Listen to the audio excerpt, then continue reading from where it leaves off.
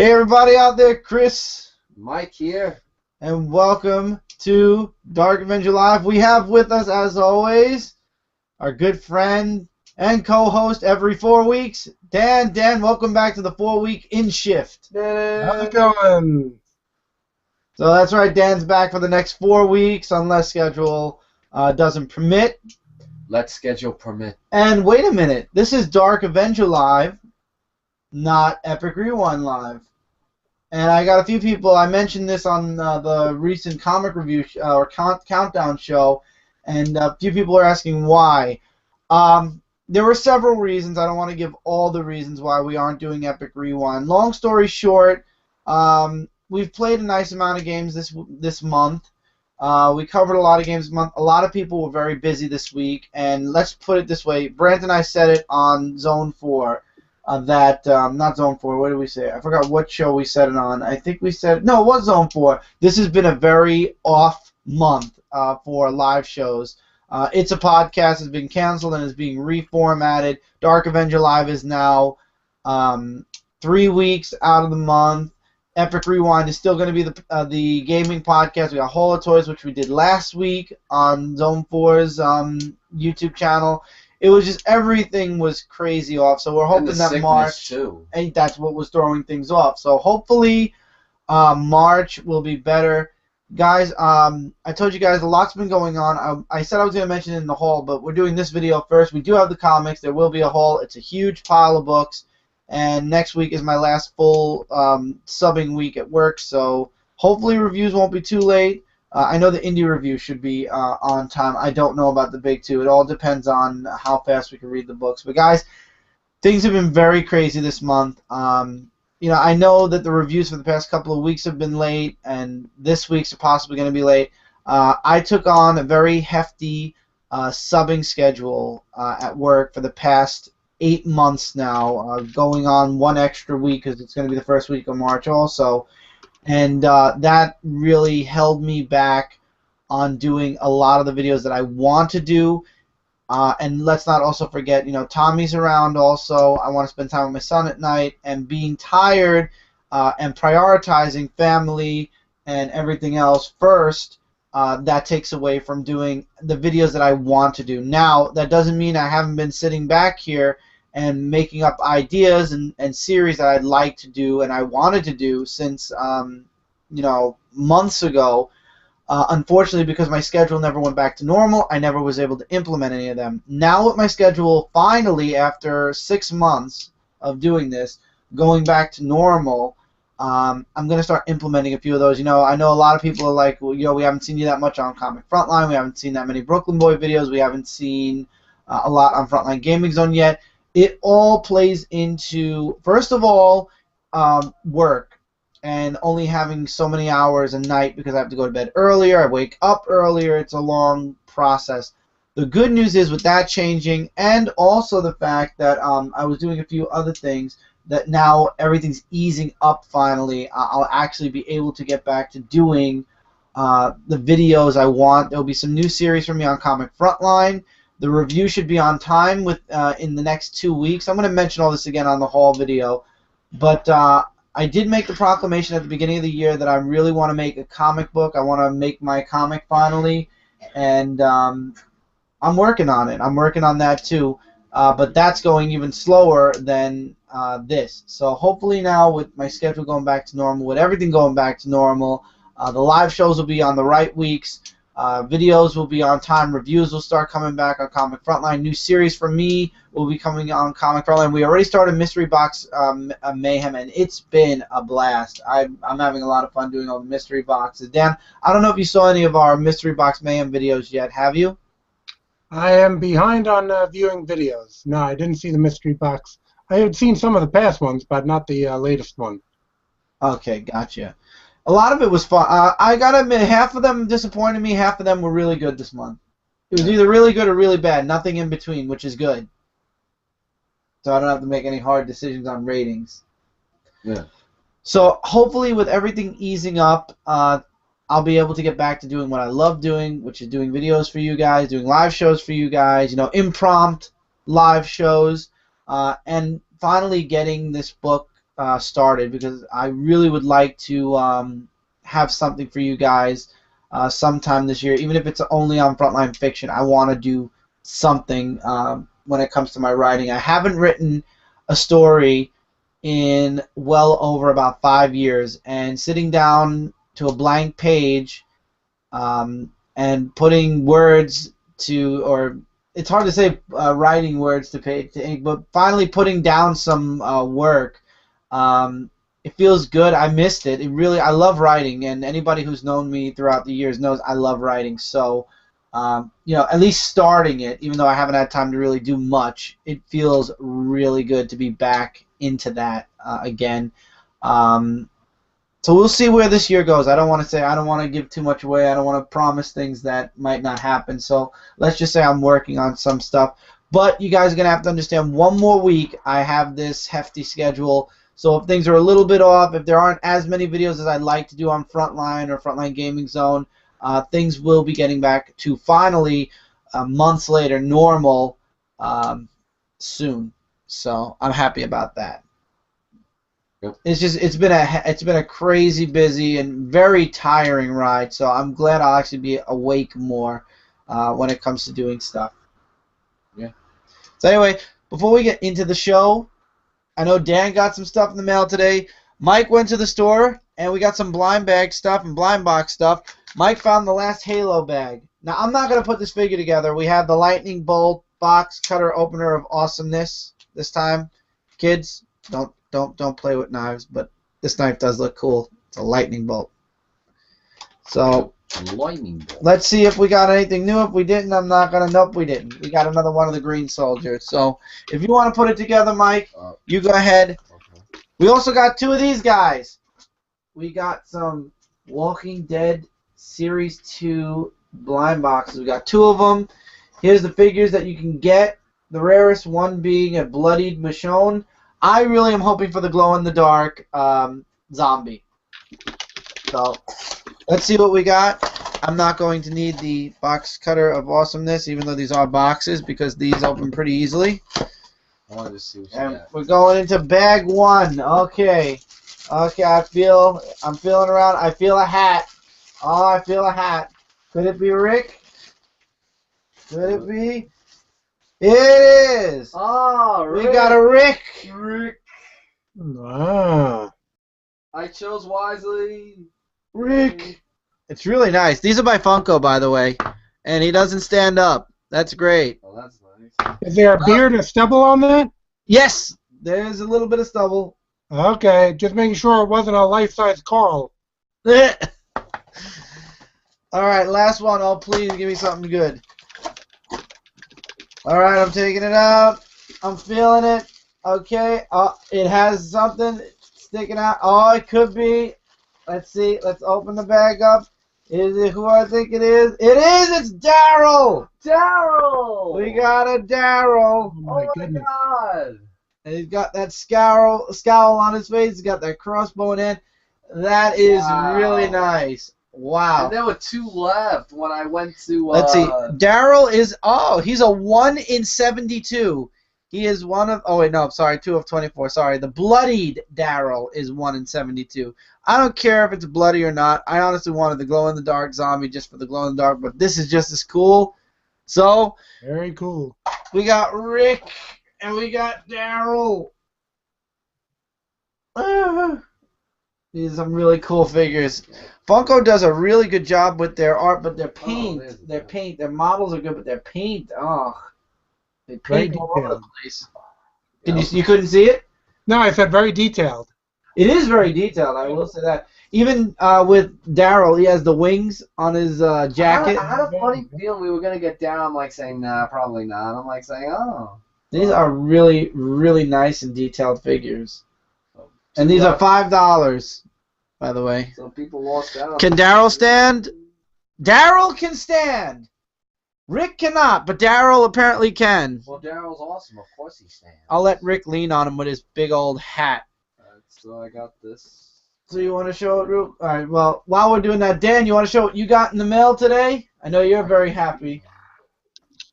Well, let's see. Where did I put that? Just had it. Let's see. Boop, boop, boop. Oh, yeah. Well, I'll show the whole deal here. Oh yeah, absolutely. Go for it. All right. Well, much to my surprise last week, Marvel Legends came out with their new series. It is a Build an Odin series. I first only found a couple, then I went and found a couple more, and lastly, knowing that these eBay guys are out there scooping them all up, I had to resort to online measures to get the last ones that I needed. But right here, we have Thor as one of the figures. As you can see, here's the complete lineup you need to build Odin.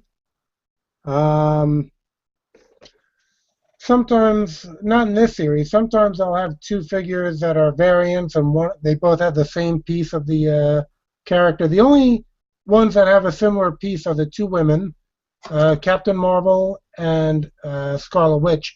They both have head and cape of Odin, but they have different heads and capes. One's with a helmet, one's a different color cape. So basically, Thor here in his more modern outfit. You see, it comes with the hammer. I think we got a leg or an arm there of Odin. Let's see here. I don't know if I have all of them right here. Here's Hawkeye. That's the one I want. That one looks really nice. That you will have no problem getting because every store had a couple Hawkeyes. Oh, good. They didn't really have. That's the most. They put most of Hawkeyes in the box. Like when you get a case of Marvel Legends figures, they're not evenly distributed, which that is why there's a shortage. There was a bunch of Hawkeyes. I think he's like probably the most packed one there is. Here's the picture that's on the back. Mm-hmm. Iron Fist was another one that, well, he wasn't on my first outing, and I don't know if I have. Oh, wait, here. Trying to go in order. Thor was actually the last one I just got in the mail, but I actually found Hawkeye at the store, and I found Machine Man.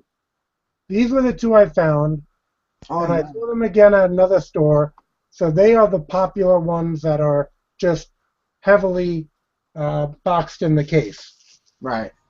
Next to them, I would think the most easy ones to get is going to be Iron Fist, who comes in. I saw Iron Fist on ToysRUs.com. Yeah, they had all of them except the women still available on ToysRUs.com, which isn't a bad idea for ordering. And Sentry was another one that I don't think is super rare, because again, my second visit, Toys R Us charges a little more than a Walmart or a Target. So Iron Fist and Sentry were Toys R Us purchases. He comes with both arms of Odin. But again, I don't think there's a shortage of those. Thor might be the next hardest one to get. So you'll get a lot of Hawkeyes and Machine Man, a good number of Iron Fist and Sentry. Thor becomes a little more difficult. And then these two are the tough ones.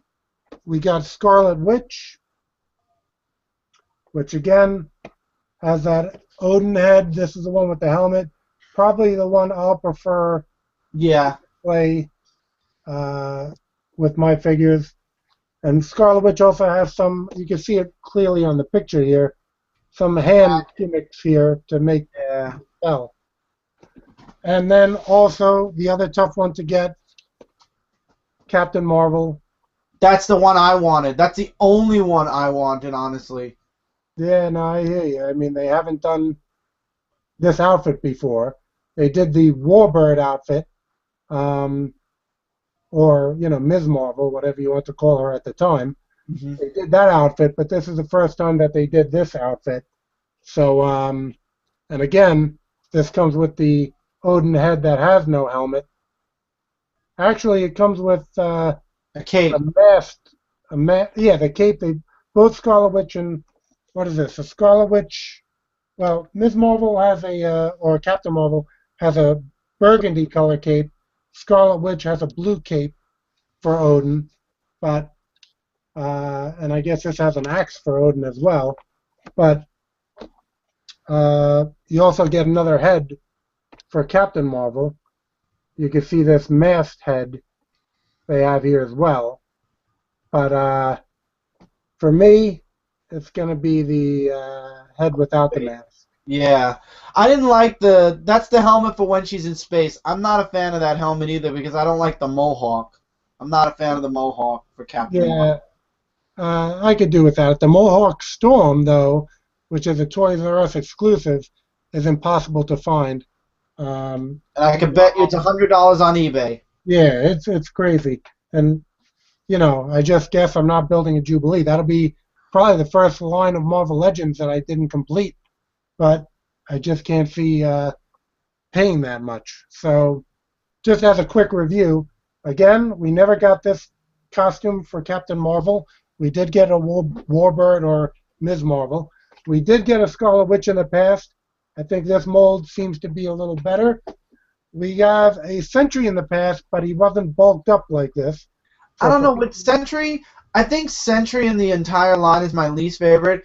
He's kind of like Marvel's way of trying to make a Superman, but nobody liked him at all. So they kind of made him the bad guy and then killed him off, but not really because he could always come back at any time. Yeah, I guess they did kind of do that. Hyperion was their first Superman copy. Sentry was another Superman copy, and they tried to pass it off like it was a Marvel character that it was actually the initial miniseries with Jay Lee was kind of interesting in the fact that they were making it like it was a Stan Lee creation that everyone somehow forgot. But, it wasn't. It was just created for that. But, yeah, Sentry, again, they had a less bulky figure in the past. They had an Iron Fist in the past in the green outfit, which is my preference. But, again, you needed to build this. Machine Man they never did, so that's a new one. Thor they've done, of course, multiple times, but never in this outfit. And, even Marvel Select has the armored one that he still wears. And Hawkeye, of course, they've done in the past, and they also did a Hawkeye Marvel Select, Marvel Legends. I thought I had one around here somewhere, but maybe not. I know you have the Select one because I remember you did an opening of it. Yeah, so somewhere around that. But this is, again, the first time they did this outfit for Hawkeye, kind of like with the long sleeve and everything. And this has, like, the torso of Odin, if you could see that. Mm-hmm. That's one of the more... That piece is the most important one, but people find the head the most important. But if you think about it, you don't get the figure with the torso, you don't have the main part of the figure. That is true. That's the essential one to connect any of these. So, but I'll be doing a separate video to, I guess, unbox him and put Odin together and show everyone the completed Odin. I can't wait to see that one. Hopefully you'll go into some detail with the figure, like show the figures off one by one out of the box. Oh yeah, sure. Yep. Awesome. I'm looking forward to that then on Comic Frontline. All right, Mike put his little figure together. Yep. It's the green one again, so still no luck for that invisible brute. And we're still missing apparently a grunt, which I'm not too keen But those two Walking Dead you got, like Daryl and Rick, that was wow. There's more at my Walgreens, so if you ever want... You know what really pisses me off? I'm still trying to find... Walgreens has a 4 Funko figure exclusive. Black Spider-Man, Spider-Man 2099, Venom, and Punisher. 4 Walgreens exclusives. And every time... regular Venom? No, regular Venom. Oh, regular Venom. Like with the tongue and everything. Yeah. And every time I go to my local Walgreens, they did not get them in. And every time I go also and they have the blind boxes... They're in one day and they're gone the next. So there is somebody that knows my Walgreens gets blind boxes and literally just comes in and takes the whole section and pushes it into there his were 2 and cart. I ran like this. I'm like, ooh, okay. I just took 2. That was it. People run for these blind boxes because they try to find that super rare one and then sell it on eBay for a ridiculous price. It's not worth the money. They also had other stuff there. I wasn't sure if you wanted them. They had the Walking Dead trading cards from like season 3, and they also had to build the figures from Walking Dead. Build the figures? Like something about putting the figures together, like the Halo ones, but they're like putting them together. So you could have gotten those. Those are nice. Those are blind bags. I don't know. I was after work, like working so many hours. No, well, maybe we'll do a frontline video on some. We'll get some. We'll do a frontline video. If they have it anymore, because those were going out like crazy. There was only like one left, so it wouldn't be that fun. But eBay, and I noticed that Amazon started adding a tax for certain states when it comes to shipping, and eBay's added tax now to certain states when you order. So it just keeps getting worse and worse with the money. But anyway, another thing that came out recently was a golden Mario amiibo. Now, if you listen to Hit Points this week, I did talk about it on Hit Points. I'm not going to go into detail again, but I know Dan knows these eBay people just as well as I do. It sold out in 15 minutes. The golden Mario is no longer available anywhere. There's only 1,500 made in the world, I believe. I think so. Maybe less. But anyway, you want one? You could get one on eBay for $80 to $120. No. This is a $12.98 retail amiibo that people are selling for $80. This I can understand because it's a rare figure. I still can't understand it for the other figures. It's ridiculous that people add rarities to their stuff. Skylanders, guess what? They did it first. Disney Infinity did it second. Nintendo, wake up. You're not special. They've done this before, and you're just making more and more people not want your amiibos because you're making them rare, of all things. Skylanders at least aren't rare. Don't bother getting the other. I hate that. And even with Marvel Legends, it frustrates me because you get these people that love to sell on eBay and make a profit, and they find the rare figures. Can you grab that? They find the rare figures, but they leave the common figures. Okay, leave that there. So it's just very frustrating. And for people like myself, Dan, Mike, the casual buyers of toys and blind boxes and what have you, it's frustrating for us because we just want to buy our stuff and enjoy it. We're not buying it to sell it. We're not buying it to make a profit. We're buying it to enjoy it in our collection. And you know what? We can't, because there are assholes out there that are buying it for the profit, and they're not just buying one. They're not just buying 2, 3, or 4. They're buying the entire section. Sections at a time. Because they have the money. They make the profits off of other figures that they've sold, go out and buy other brand new figures, and make more of a profit, and the cycle continues over and over and over and over again. It's happening with the amiibos. It happens with the Marvel Legends. It happens with DC Direct. It's happening there. It's happening with the Masters of the Universe figures, the Mattel line. Good luck finding that Doomsday. I wanted that Doomsday. There's no way I'm paying $200 for that Doomsday. So, no Doomsday for me, I guess. It's happening. I'm trying to think of other things that it's happened to. It's going to happen with Nintendo World once they start doing the rarities there, too. It happens with the Marvel Universe line. It happens with anything that's comic-related, actually, line. Yeah. And the Japanese figures, the Figuarts or the Kai Art figures. They sell out because people buy millions of them, and then they sell them for a bunch of money. It's crazy. Can't buy it, just have fun with it. Exactly. If you don't want it for your collection, don't buy it. Stop trying to make a profit off of other people. Or they actually buy it and do reviews of the video. I mean, do the companies not see this? Marvel, are you paying attention? Other people are making a profit off of your toys. Nintendo, other people are making profits off of your amiibos because you're too stupid to realize you're making a rarity and that people are going to go grab at the store 10 and 15 of them at your normal price and then quadruple the price and make a profit off of your stuff.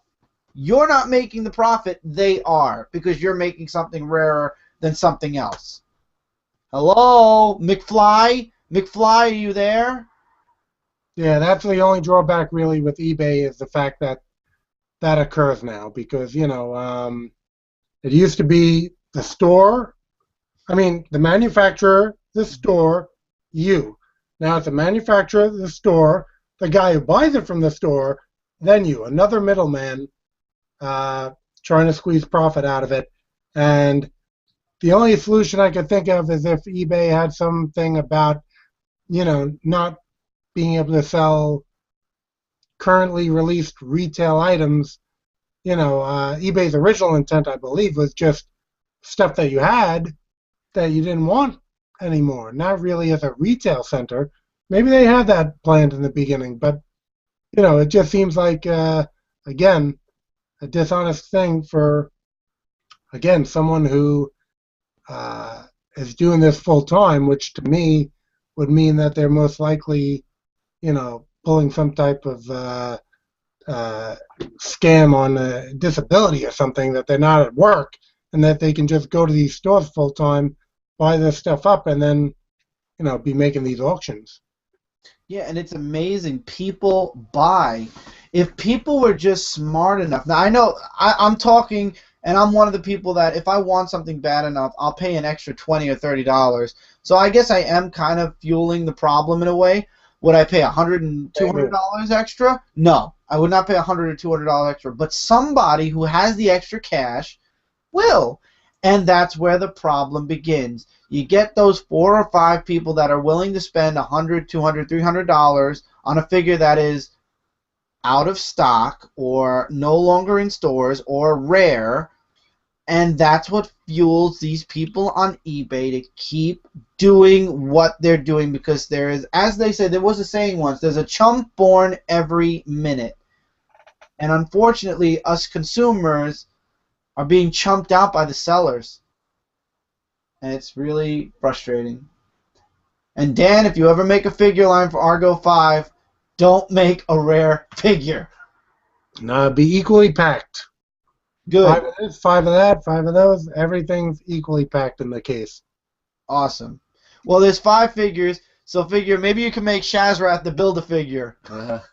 Yeah, well, the figures that I have planned probably for the Kickstarter will be not really posable figures. They're going to be more like figurines. They'll be in scale with the Marvel Legends and DC Direct. I've never been one to really do a lot of posing anyway with the figures. I am fine just with like little statues, which will be more or less. But, and it's good because they'll stand. Exactly. Are they stretch goals, or will they be part of, like, if you donate this amount of money, you get these? No, they'll have to be a stretch goal. I've priced it out. Very expensive to get that done. There's no way of even getting the prototype made without a large amount of money, so it's going to probably be one of the final stretch goals. Oh, okay. So it's a lot. Are we talking in the hundreds or are we talking in the thousands? That's my only question. Yeah, I still have to do the math on that to see exactly what it'll be. I mean, a stretch goal is not that you have to pay 100. What a stretch goal is, of course, on Kickstarter is that if we raise this amount, then everyone who is over, let's say, a $30 or a $50 donation gets the figure included in their order. So it's not going to be like anyone is going to have to pay any additional for it, but I will just have to meet one of those later goals to be able to offer that figure. Gotcha. And guys, really quickly, because I'm sure you see that Cindy's in the bottom corner now, Cindy's going to be Minecrafting in this show. Epic Rewind, we usually have Cindy doing Minecraft. So in this Dark Avenger Live, Cindy's going to be doing Minecraft, and hopefully we won't slow down, I'm hoping. But technically, she's not really on any type of internet per se when it comes to Minecraft. So everything should still run smoothly. I'm going to check comments really quick. If not, then actually speaking of Argo 5, I want to get into that. Let me reload the page because apparently I didn't have it loaded right. And no, nothing yet. It's a slow night. Alright, so Dan, at the end of March, you have the next issue of Argo 5 coming out, which I'm very excited for. Can you give us any little teasers for what we can expect in the issue? Who's going to be the artist? Okay, Argo 5, number 16.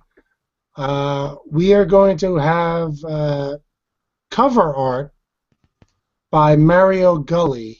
Now, if anyone's familiar with the comic book Ant, that was an Image comic. It started with Arcana, but then it went to Image. Uh, Mario Gully, also sometimes he goes by just the initials OMG for original Mario Gully. He was a creator whose work I really liked. I was able to get in contact with him and get a cover from him. So I'm pretty excited about that. The cover is story specific, so it's not going to be maybe what people are expecting, but I did think it came out great, and no, I am looking forward to releasing that one. Um, Leonardo Gondim is the interior artist, and he did a fantastic job. And Federico Bibbo is the colorist for this one. So that team right there did an excellent job. Leonardo Gondim's work, I'm going to say it's kind of like in the Wildstorm style of comics. If anyone's familiar with, Jim Lee's original studio. Yeah. So his work looks in that vein. Of course, we'll have pinups in the back, and looking forward to that release. On that same day, I'll be releasing sort of not a bodybuilding comic. Another one of my hobbies was competing in drug-free bodybuilding. I would have a lot of people asking me to write them a program, write down what I ate. So I did put together just sort of a workout schedule, eating schedule that I used when I did the competitions in 2008, 2009. It has some reflections about drug-free bodybuilding, some Q&A from questions I had gotten online. Again, I had turned pro in the WNBF with drug-free bodybuilding, and I just thought, since I'm a publisher and I had a lot of photos that were unused from photo shoots I had in 2008, 2009, I figured this was a good place to put them all. Not all of them, but some of them. And I'm releasing that on the same day. Awesome. Hopefully you'll share it with us anyway, and I'll definitely cover it with Argo 5 that week. No, great. Mike, you wanted to ask him? Yeah.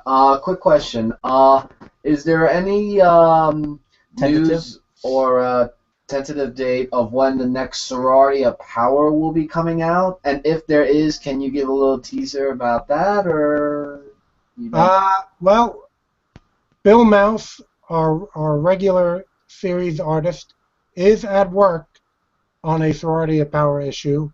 I do have another artist actually working on a separate issue as well, but at that pace, he's doing fantastic work. Rob Banbury of England, amazing work. Anyone who's familiar with him through DeviantArt will see that he's an incredible artist. He's working as his time permits.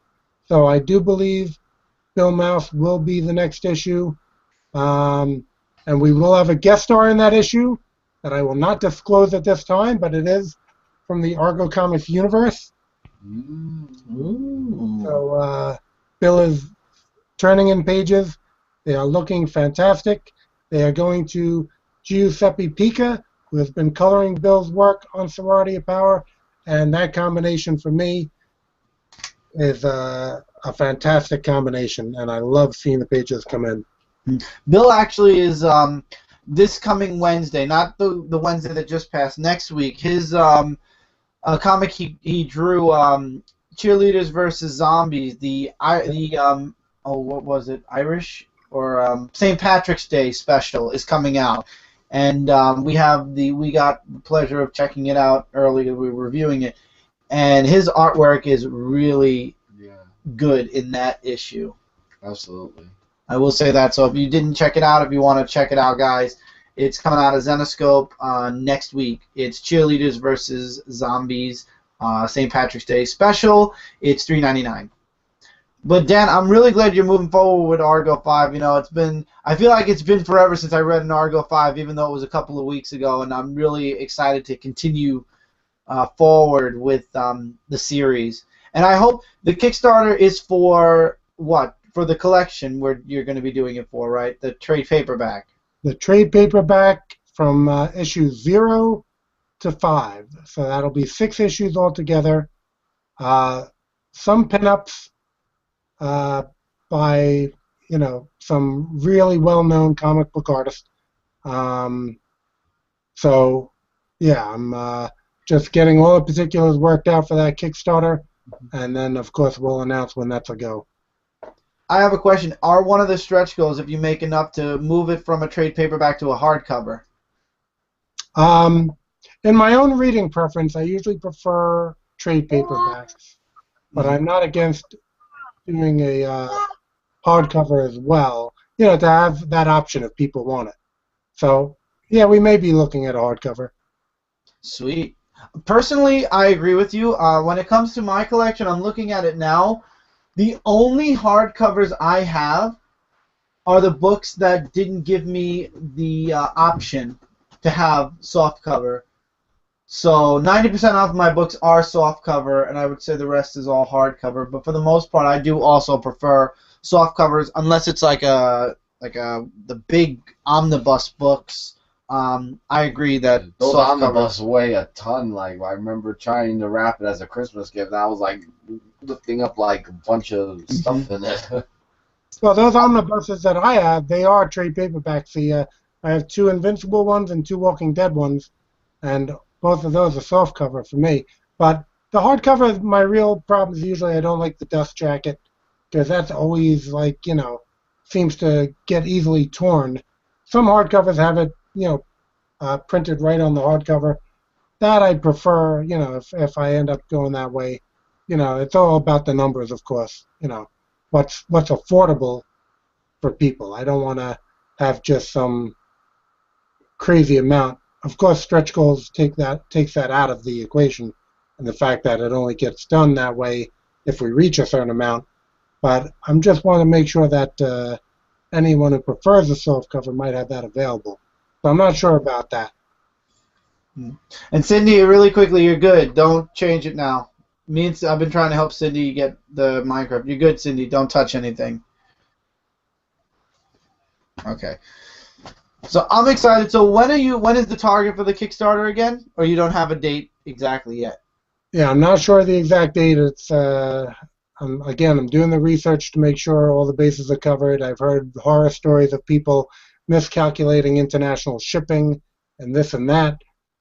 So I just want to make sure everything's covered, and then it's a go. I've seen these Kickstarters. I was telling you about one that I gave to in 2012. Still haven't gotten that. Did a level where there's a commission.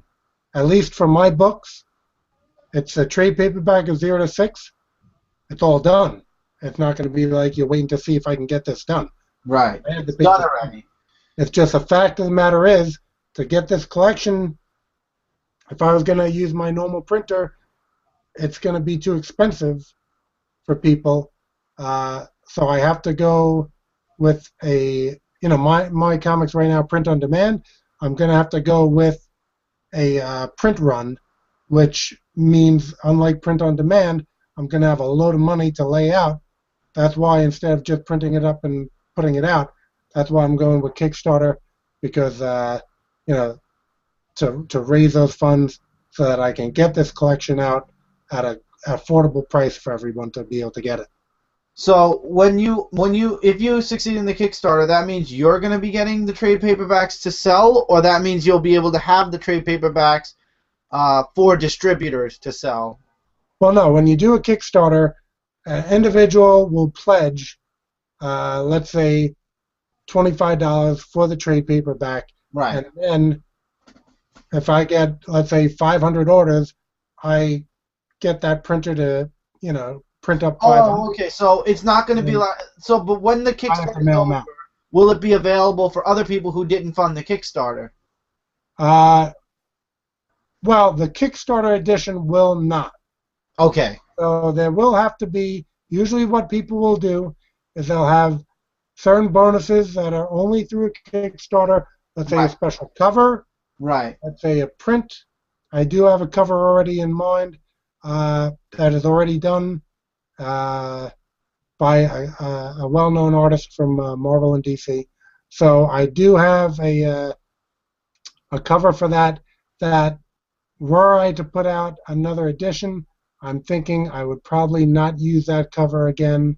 Or maybe I would use that cover again, but again, I will have prints Specials that are available, or people you do trading cards, stickers, whatever. There's going to be an incentive to getting the Kickstarter edition. Right. After that, I have to see if there's any way to distribute it after that. I mean, I could go again through my print on demand, but then people are going to be paying a good amount more than they'd be paying for the Kickstarter. So to get that trade, the Kickstarter will be the way to go. Right. I'm excited for your Kickstarter, and I know I'm excited for the extras that you're going to be in the stretch goals, because Mike and I actually made our first we did our first Kickstarter last week, Dirk Manning, and it's still active for 4 more days, or 3 by the time this goes live if you're not watching us live, and it's for Tales of Mystery Volume 2 Carmageddon. And like you said, Dan, the Kickstarter exclusive is the cover.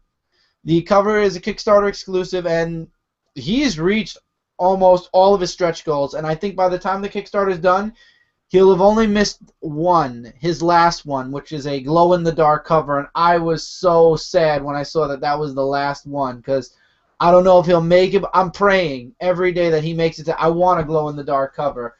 But a lot of the stretch goals were really cool. There were prints, comic books, pins, and you had to pledge, obviously, a certain amount, but I'm very happy that the project was funded, and there's lots of extras that will be coming through the Kickstarter, and I believe he signed the book. He got to enough commission to sign all the book plates, so that's, I'm sure, going to be a stretch goal for Argo 5 also, I hope, at least, so this way we can have a signed copy. But I'm sure if everybody listens to me about Argo 5, just like Dirk Manning's Carmageddon, this is going to be overfunded as well. Fingers crossed. Hey, you got Michael and me pledging money for this Kickstarter. I really appreciate that. Yeah. I'm looking forward to it, and if you want to do, like I said, when you start the Kickstarter, we'll do a special video on here specifically for Argo 5 and for the Kickstarter. Guys, also, if you go on the Argo 5 YouTube channel, Dan is going through a lot of the books and giving his background, backgrounds on each of the issues, which is really interesting. And if you like Argo 5 and you want more info on your comics, like myself, there's a lot of really great stuff in those videos. Yes, and that would be on the website, www.argocomics.com. That is argocomics.com. I'm going to check the comments now. Yeah, much appreciated. But as Chris was saying, I also do have now a YouTube channel called Argo Comics. Oh. Yeah, that's what I'm saying. So anyone who wants to go on over to that one and subscribe, I haven't really been... Am I subscribing? I appreciate it. As I have subscribed to Dude of Rock, 18. Oh, really? Oh, I got to look at my email. When you... That was a while back, actually. Oh, really? Oh, but I think I probably subscribed under, Graphics, which I was using. Oh, maybe that's why. Yeah, but Argo Comics, I just started that semi-recently, so I haven't really subscribed a lot through that. I usually subscribe through my other account for, whatever I'm going to watch. Gotcha. And while we're talking about comics, this week, guys, I know a lot of you probably aren't watching this live because no comments are coming through yet. But we are going to be giving away 3 comics this week, and we're going to start with Nova. So, guys, if you are, obviously you're not watching this live, whoever is watching this not live at this very moment and ready for the code, Let's see. Happy hunting with these 3 codes, guys. The first one is coming out right now. The show is going to be about another half hour, so within the next half hour, there'll be 2 more codes. Here is the code for Nova, number 27. What was that? That was not us. Okay, so you can pause the video. You can do what you like. That's for Nova, number 27. Enjoy it, guys. I hope you like it. The issue was interesting. We also have Black Vortex and Miles Morales, The Ultimate Spider-Man. I believe the next book will be Miles Morales, The Ultimate Spider-Man, and then we'll go into Star-Lord, which is the next part to Black Vortex. Now, there was an announcement made that I'm sure Michael is going to want to talk about. And Dan, I don't know if you'd be interested. I think it depends on your taste in this series. I think we talked about this a little bit on a previous Dark Avenger Live, but it was announced yesterday that the Sonic the Hedgehog Mega Man Worlds Unite is no longer going to just be Sonic and Mega Man. Capcom has entered the mix, and Street Fighter, Beautiful Joe, and a bunch of other Capcom franchises will be mixing it up with a lot of Sega franchises. So while Sonic and Mega Man will be at the forefront of the books, we're going to have all of these other characters in the mix too, and this is great because this could be a catalyst to bring back the Street Fighter comic, because I love the Udon Street Fighter comic, Yeah, and the artist is amazing. And they're also adding Mega Man X with Sonic Boom as well. The one downside is Sonic Boom. Mega Man X I can live with. So, are you excited? Well, I do have to admit, though, I mean, after reading Worlds Collide, which was an excellent series, and I highly recommend all of you get all the issues of Worlds Collide, of Sonic and Mega Man, adding more to the mix, I'm really excited about this. You know, with Street Fighter, Okami, Beautiful Joe, and all the other Capcom characters that are in there. I mean, it's a really... I have high hopes that this book is going to be really good. I mean, Sonic Boom's a little bit of a downside, a little bit, but Mega Man X is a little bit good as well. Because, I mean, I'm not saying it's bad. I'm saying it's a little bit good, you know, because I haven't really read that much of Mega Man X because the ending used to be in the Mega Man comic book. But I really feel that this is going to be something, how can I say this? It's going to have a big, huge twist to it. Like, I could actually have high hopes and a great feel to it. That this is going to be a comic that's going to jump out to me, and hopefully jump out to me and make me go like, wow. Like, just, you know, and Sonic and Mega Man teaming up. If they did excellent last time, they're as hell going to do it twice as hard this time. I'm looking forward to it. Dan, do you have any opinion on this mashup? Well, yeah, I don't read those books. I only watch Mike's reviews of them on the Indie Review. So it sounds like it's Crisis of Infinite Capcoms or something. Infinite Games. Yeah. Crisis of Infinite Games. So yeah, it sounds interesting. I have not been one to read those. Again, I enjoy your Indie Review. So I always listen to what Mike has to say about them, though. Yeah, and I think that this book is going to mostly pinpoint about Sonic saving his world, because at the end of Worlds Collide, Sonic sacrificed his world to save Mega Man's world. So now everybody's going to have to fight to save Sonic. Right, but the only way to save in the Sonic universe is to capture all the Chaos Emeralds, which is happening right now in the Sonic... the Hedgehog. Yeah, Sonic the Hedgehog in the Championship four-parter. So, I think it's going to be more of looking for the Chaos Emerald more than that. And Mega Man's going to try to save his world because of the sacrifice he made in Worlds Collide. So, this is going to be something interesting, including with all the other Capcom Sega Genesis characters that are going to be added to this comic as well. I'm looking forward to it. Sounds really cool. And Dan, I'm sure by now you've heard, I wanted to get your take, because we talked about this already. You heard that after Convergence, there's going to be Divergence.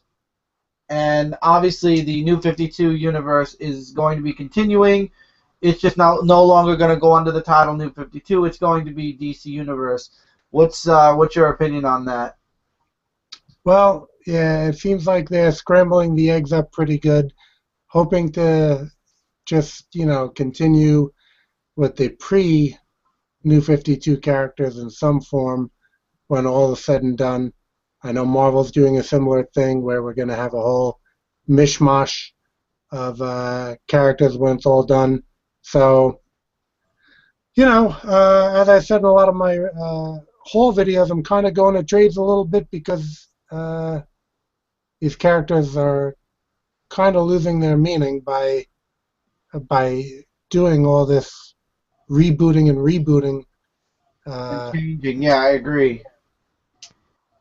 So, I have a wait and see approach, but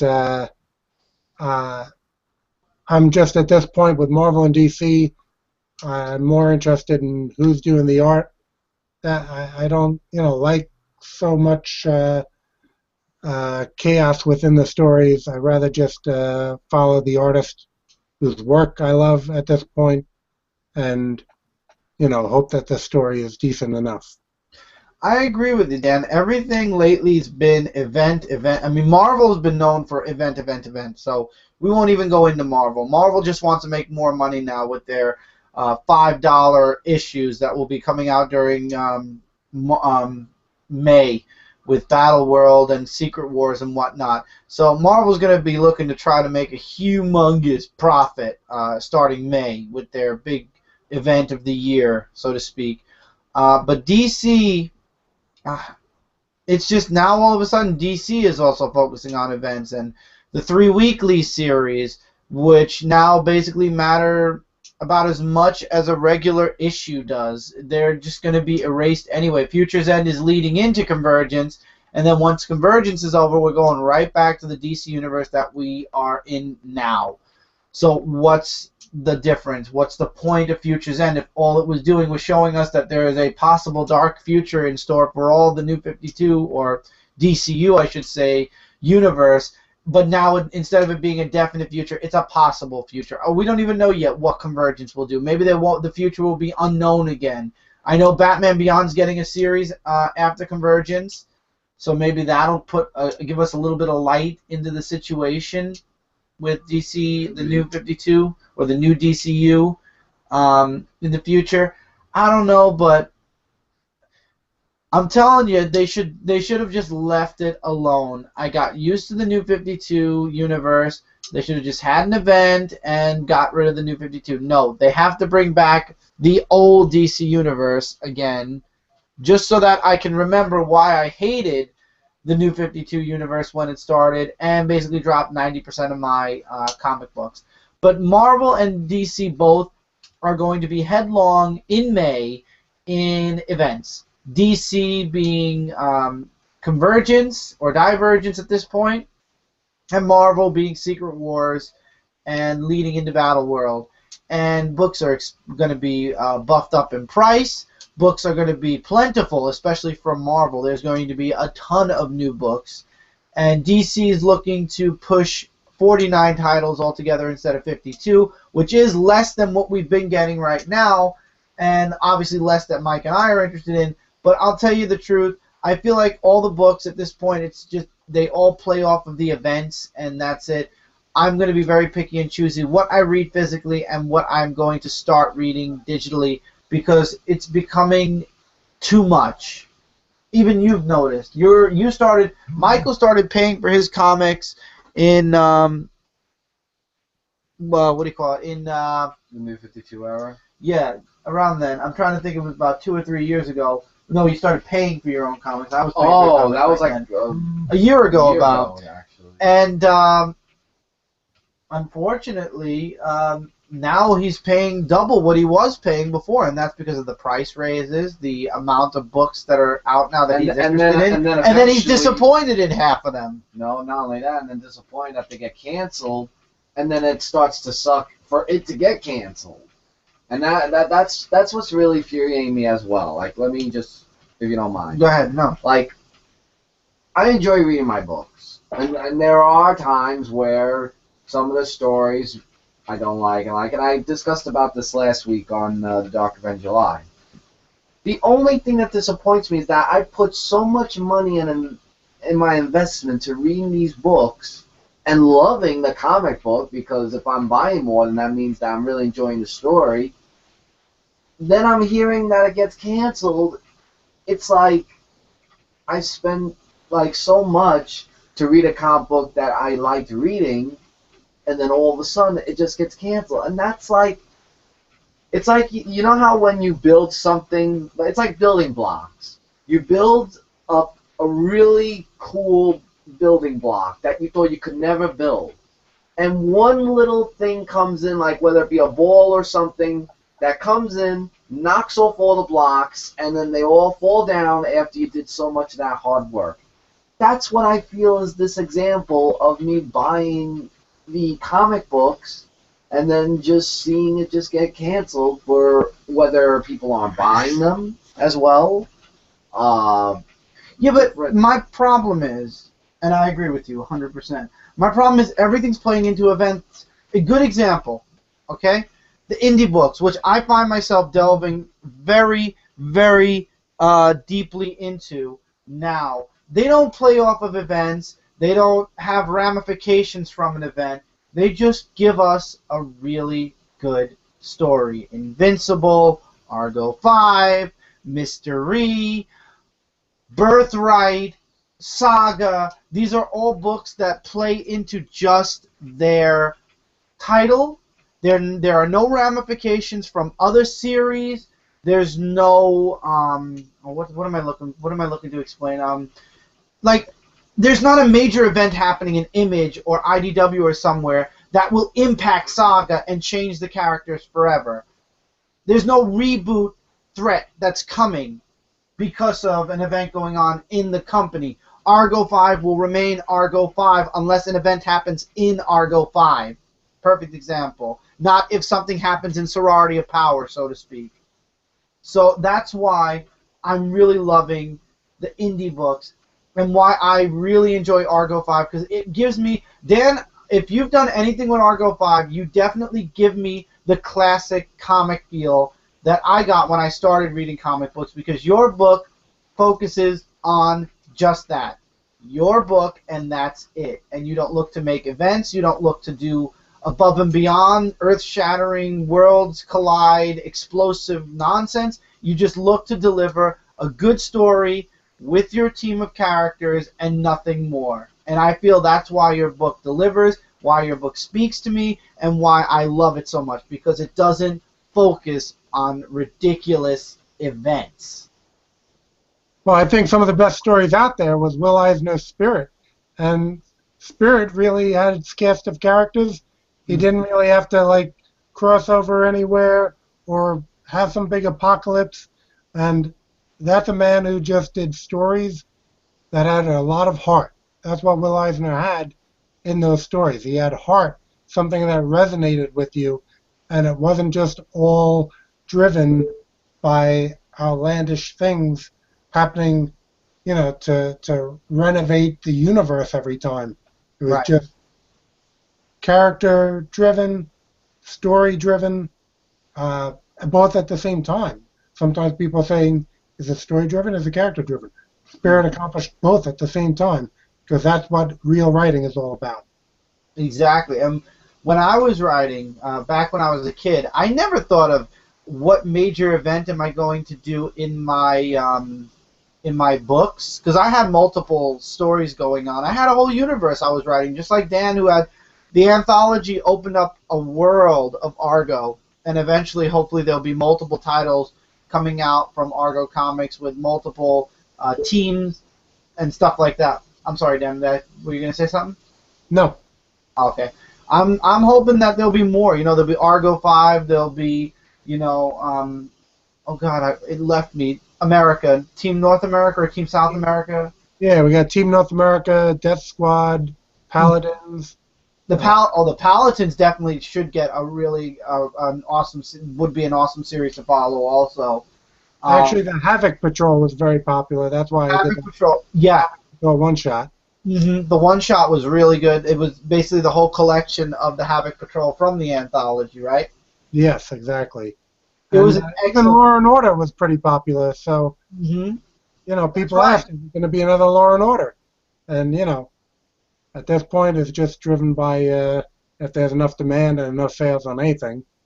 That's when I could try to put more out. And maybe Pickle Man 2 by New York Comic Con next year. Yeah. Oh man, yeah. I missed that pickle, man. Yeah, but no, but my stories I always focused on the main story only. I didn't look to do big events every month, every year. I looked if I was planning any type of big event, it would be inside the books themselves, the stories themselves. I never thought of making a one shot or a whole Crisis on Infinite whatever nonsense in my books. I felt that a story is worth its weight in its book in and of itself. That's it. That's why even though I don't like Superman Doomed, it was good because it was in other books, but bad in another way because we had an alpha and an omega, a beginning one shot that was $5 and an ending one shot that was another $5. But after those two one shots, it was all inside of the main comic series that Superman is a part of, which was Superman, Wonder Woman, Superman, Action Comics, Supergirl, and I feel like I'm missing a book that was connected to it. I think those were the only books. Batman? No, I don't think Superman Batman was. Superboy. No, Superboy was canceled already, thank God. I don't know, but my point is DC and Marvel need to stop. They need to. I mean, DC just started, and they need to stop. Events need once every couple of years, once every 3 years, fine. Not every year, and Marvel does multiple now per year. There were 3 in the year 2014, one that carried over to 2015. And that went to other books as well. Right. I don't want the character change. I don't want ramifications out my butthole. I want... Ow. That hurt. Oh, my I just shoulder. want a good story in its book. I want a good Spider-Man story. I want a good Superman story. If you want to reboot somebody, reboot Superman back to the way he was. I want a good Superboy story again. I want my Connor Superboy back. I want a good... What else do I read? I'm getting an amazing Turtle story. Birthright is an amazing story. Walking Dead, Michael really is enjoying that. These are all indie books. Can I say that for any of the big 2 books? No, not really. Because all the books are connected to something, whether it be Convergence, Divergence, that's coming for DC, where all the books are being held up for 2 months for this event. And Marvel, every one of their books is going into Secret Wars. Dan, you got it, didn't you? I got one issue of it. I haven't read it, so I'll have to. I heard you mention it a couple times, so I'll have to see what it's all about. If you like that issue, Dan, let me say right now, you can get the trade paperback next Wednesday. It's the first 5 issues, and it's only, I think, $10. Yeah, that's how Image usually does it. So it's like $2 an issue. It'll be a small trade paperback, but you know what? I'm using that as a way to get my first 5 copies, the first 5 physical copies, and from issue 6 on, I'm going to be buying solo issues physically because I started reading it digitally. I loved it. I'm like, let me see where it goes. 5 issues later, I'm regretting not getting the first 5 issues physically. It is just an amazing series that I definitely want to get. Cindy's texting me. What is it, Cindy? Do I want to see? Okay, let's go to Cindy really quick. We'll go on to the Minecraft cam. What are we looking at? Go ahead and show us. It says, live long and prosper, Mr. Spock. And she's backing up, looking at the ground. And it's an upside down heart. Oh, it's a symbol from Star Trek. It's the badge. The shirt insignia, yeah. Yeah. Unfortunately, that's the worst news of the week. And since Cindy's showing that off, and while I'm on Minecraft, we can talk about that. Today, Leonard Nimoy actually passed away. Dan, you like the original Star Trek, so did you hear this? When did you hear the? Did you hear the news this morning, this afternoon? Yeah, this afternoon. You know me, I'm a night owl. Got up a little late, and I did hear it this afternoon. And yes, very sad news indeed. Was a big fan of the original series. I've been a fan of a lot of the series throughout, but the original series really resonated with me. Of course, as I was mentioning to you pre-show, I had the Mego figures of Yep. the original Star Trek characters, along with the Mego Enterprise that they had put out. It was like a playset. Um, later would get the I think McFarlane Toys put out the most recent set that I had gotten. I have a few Enterprise models and such. And yeah, always Spock was my favorite character in that original series. So, I know it's not a popular stance. I always kind of leaned towards Star Trek over Star Wars, I guess simply because I had it longer with me through the childhood. I'm not just Cindy, coming into them with both of Cindy them. actually, yeah, Cindy actually said that Spock is her favorite also from the series. Cindy is a huge Star Trek fan, the original Star Trek. Yeah, I did see someone post a picture of, Shatner, Spock, Scotty, and Bones McCoy sitting at the meeting room, and then the next picture was just Shatner sitting there, which is unfortunately what is true to life right now, and the fact that William Shatner is the only one of that core group, beyond George Takei and Chekhov and Uhura. He's the only one who's actually still with us, which is a sad thought. It is. And I'm a huge fan of Spock also. I watched the original Star Trek. Spock, Leonard Nimoy was in every Star Trek series there was, from Next Generation to Deep Space. I believe it was Deep Space Nine. Am I right? I'm trying to think. I believe he was. I believe he was in that one. I know. He was in the movie. I know he was in the movie as the older version of Spock. He was in all the other Star Trek movies from the original Star Trek. He is a humongous cornerstone in Star Trek. And, a lot of people know him outside of Star Trek. Yeah, there's a Live Long and Prosper, the whole hand gesture. But there was so much more. By the way, before I continue, Cindy, that's a really great picture. Oh, she said something. Let me see. He also did voiceovers for other movies like Transformers. Yes, I was getting into that. Thank you, Cindy. Great picture, by the way, Cindy. I'm going to swing it back to me. He was the voice of Unicron in the Transformers 1986 movie. He played in he played voices into many characters. He's been in many movies. He's not just Spock. And it's sad to see, that we lost another great. We lost Robin Williams only a couple of months ago, and now we lost Leonard Nimoy. And also Harold Ramis. Hal Ramis from Ghostbusters. We lost him a little bit before. Robin Williams. It's just sad seeing all of these stars that I grew up with as a kid just slowly disappearing, and it's not, a lot of it's not by natural causes. Nimoy was a pulmonary clog, I believe it was. I don't remember the details exactly because I got the news when I was at work. But Robin Williams was suicide. Hal Ramis was a disease also.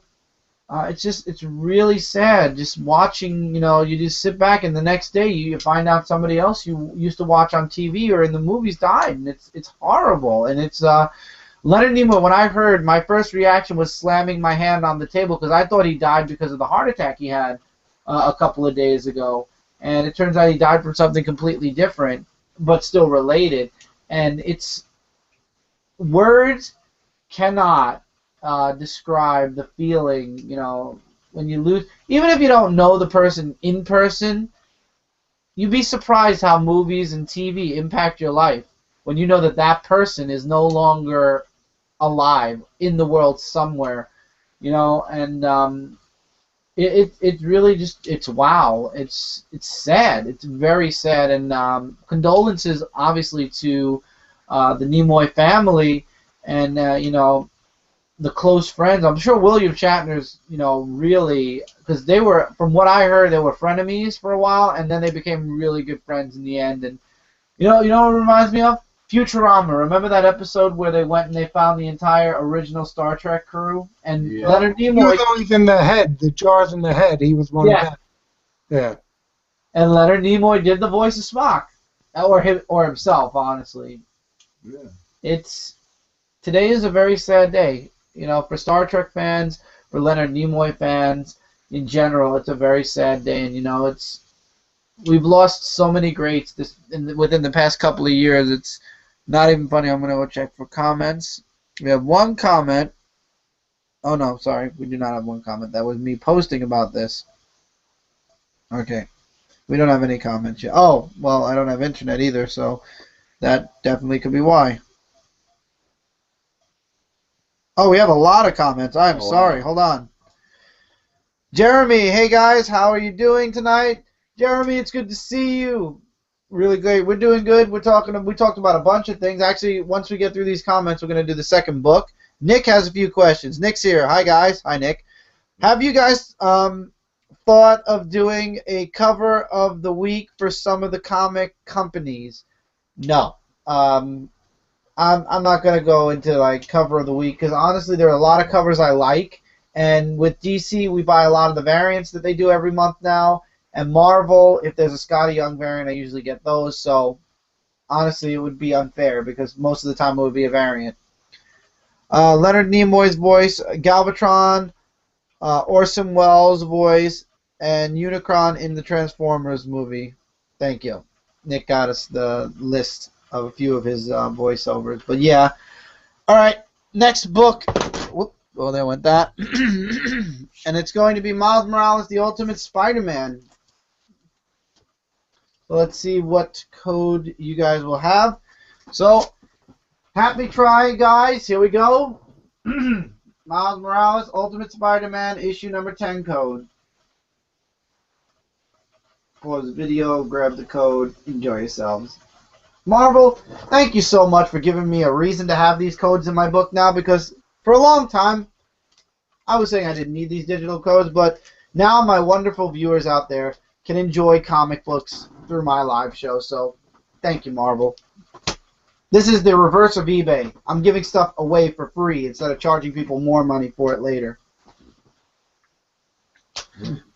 So, let's talk about some, are there any books this week that really jumped out at me? The only book that I like, Dan, you're reading, I don't want to spoil it, that's why I'm asking. You're reading the Justice League story right now, right? With Amazo, with the Amazo virus?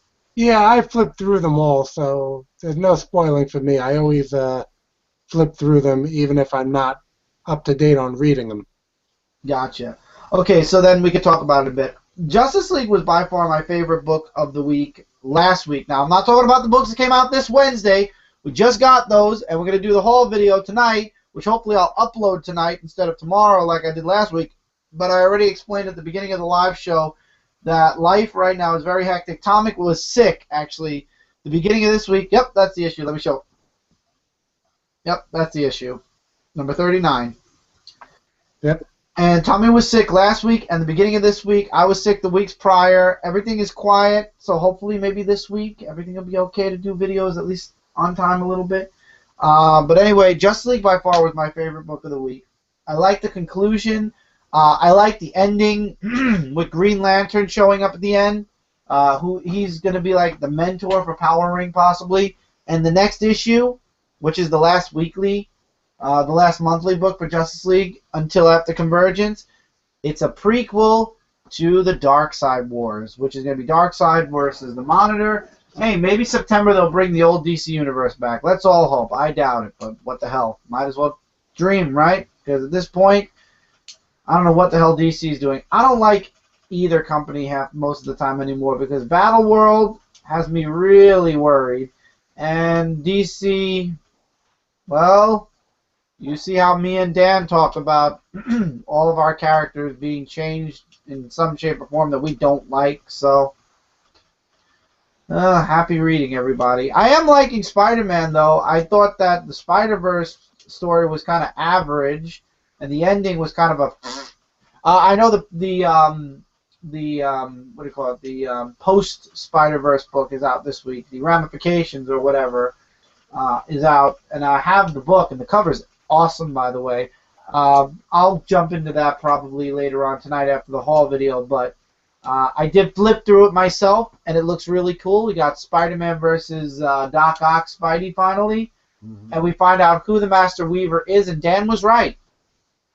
Not Dan, I'm sorry. I'm looking at Dan. Jay was right about who the Master Weaver was going to be. So if you want to know what Jay said, go back 2 weeks into the live show and see who Jay predicted would be the Master Weaver. And I got a prediction. Oh. You have a prediction? Yeah, I'm not reading Female Thor, but it just occurred to me that's got to be Jane Foster. You think it's Jane Foster? Yeah, I'll go with Jane Foster. I don't even care if they showed them together, because they showed Red Hulk and General Ross together, and then they used the cop-out that, oh, the General Ross he was talking to was a life model decoy. So Marvel usually doesn't play fair with that. I say it's Jane Foster. Boom. It'll be hilarious if it is, and I think it's Jane Foster too, to be honest. I'm not into Thor, period. There was an announcement, actually. Did you see the announcement, Dan, that there's going to be a Thor's book? Oh, no, I didn't see that one. It's going to be an ongoing. It's going to have the Ultimate Universe Thor. He's coming back. It's going to have Beta Ray Bill, the female Thor, young Thor, old Thor, and I think Thor. It's going to be a whole Thor core, so to speak. I'm going to read that. I have to try that. Physically, not digitally. Are you going to try it? That'll be a trade as long as there's a good artist on it. If I don't like the art, sayonara. I'm telling you the truth, and I say this to you guys every single time with trades. If 20 years from now, or whenever I decide to stop doing my comic reviews, I ever do stop my weekly comic reviews and I go into a review of story arcs, the only reason I'm buying solo issues right now, from Marvel especially, is because of the comic reviews I do each and every week and to be on top of the comics. But if I ever leave reviewing comics, if I ever decide, okay, enough is enough, I'm not doing weekly reviews anymore, I'm going to do just book reviews. If the show ever closes down, I'm going to trade paperbacks. I will not be buying single issues anymore, just for the sheer fact so I know what's going on in the story before I buy it. And if I like it, I'll buy the trade. If I don't like it, I won't. The only single issues I will ever continue are the Superman ones, the Turtle ones, Invincible, and Birthright until it ends. I will not be a lot of the DC and Marvel books I would drop and just get them as trade paperbacks.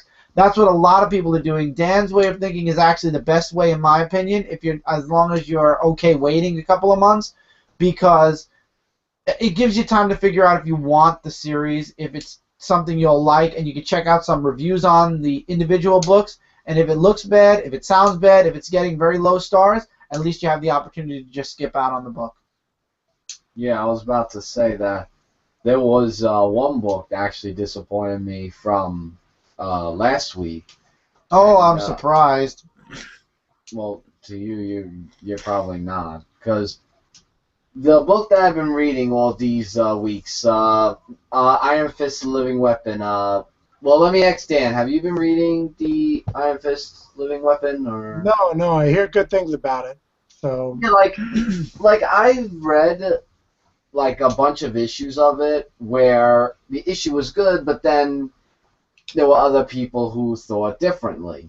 Basically everybody except you. Yeah, because the artwork and the way it was all written new and the way it was written, which I never read Iron Fist, so I wouldn't know. This past last Wednesday, when I was reading the book, I was in disappointment that it was going from Fu being alive to being dead and Iron Fist seeing things. Then he wants to,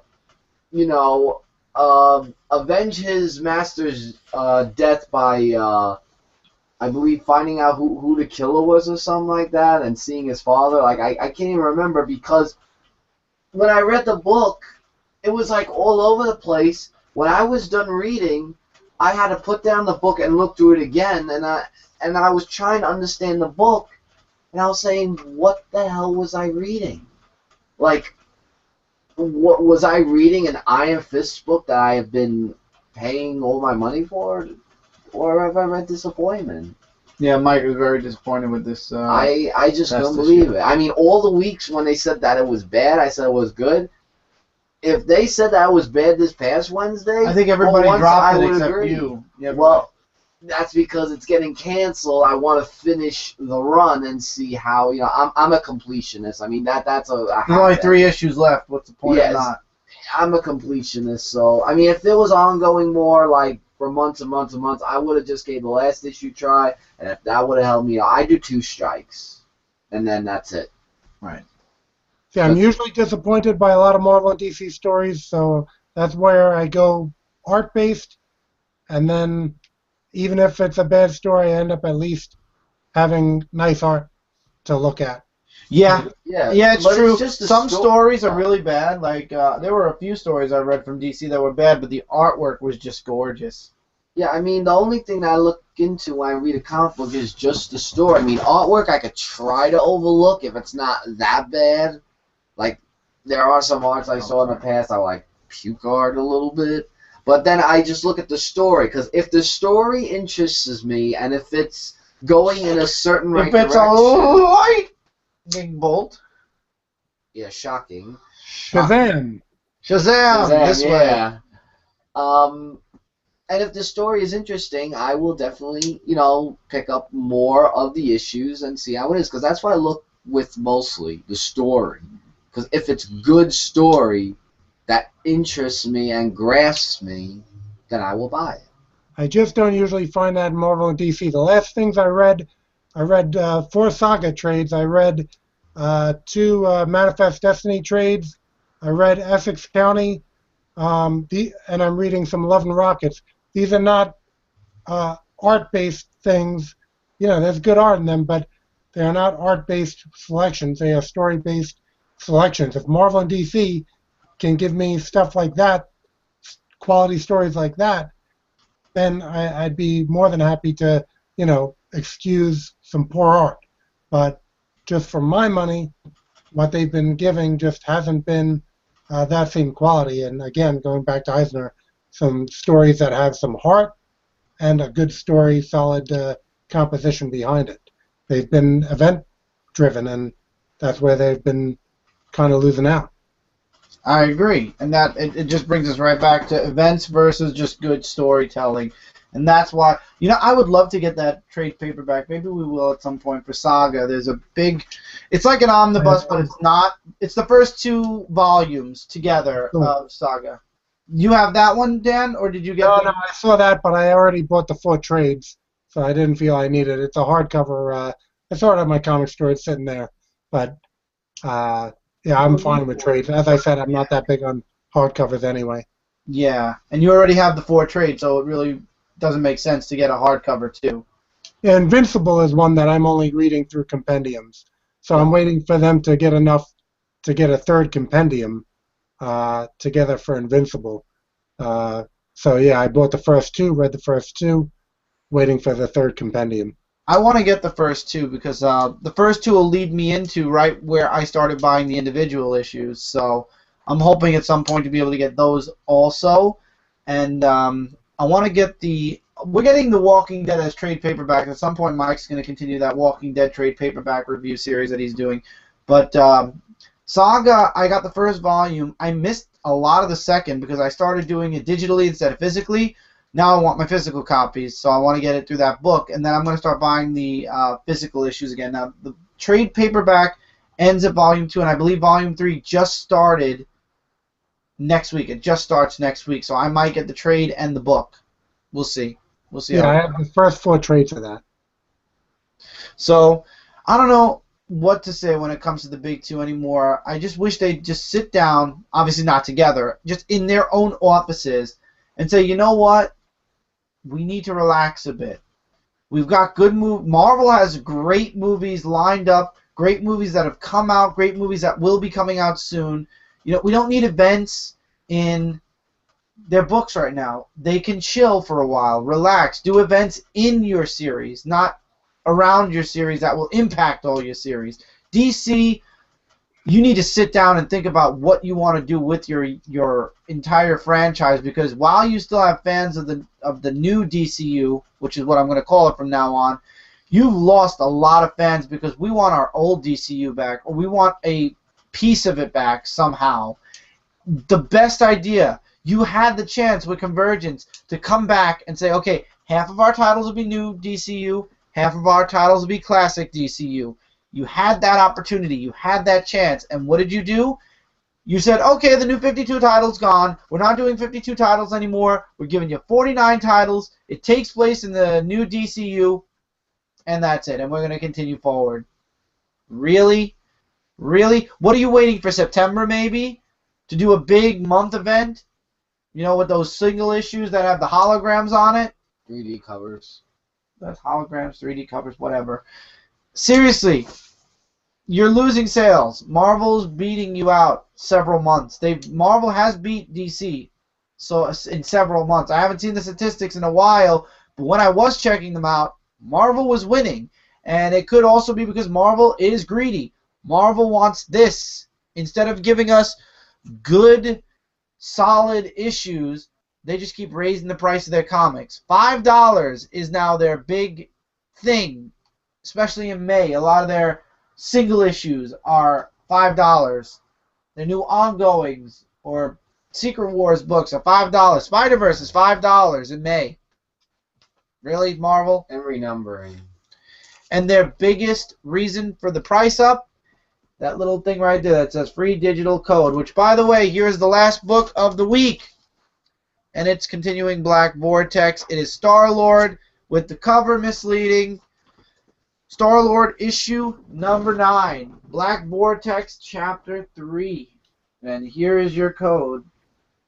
Enjoy it. Black Vortex is going pretty well, actually. I will say that.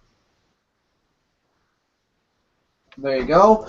Unfortunately, I would love to share DC comic codes with you guys, but DC Comics doesn't give free digital download codes in their $2.99 or $3.99 books.